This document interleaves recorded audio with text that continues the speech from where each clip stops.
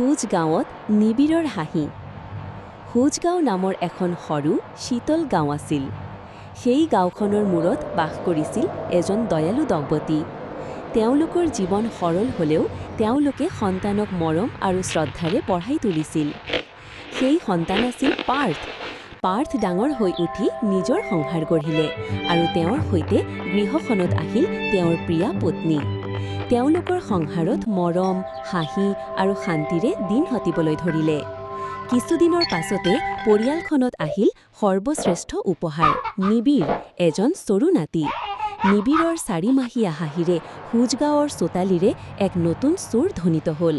মা-দেউতাই নাতিক বুকুত লৈ হাঁহিল, পত্নীজনীয়ে আদৰেৰে স্নেহৰ সপোন গঢ়িলে আৰু পাৰ্থৰ হৃদয়ত ভৰিল এইয়ে জীৱনৰ চুটিকাৰ সম্পদ।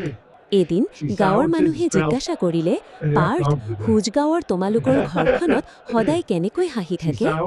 তেতিয়া মা-দেউতাই হাঁহি হাঁহি উত্তৰ দিলে, মৰম, আশীৰ্বাদ আৰু একতাবদ্ধতা য'ত থাকে সেই ঘৰতে ঈশ্বৰে নিবিড়ৰ দৰে হাঁহিৰ উপহাৰ দিয়ে। ভিডিঅ'টো ভাল লাগিলে ইউটিউব চেনেলটো ছাবস্ক্ৰাইব কৰিব আৰু ফেচবুকত যদি চাই আছে তেন্তে আমাক ফ'ল' কৰিব।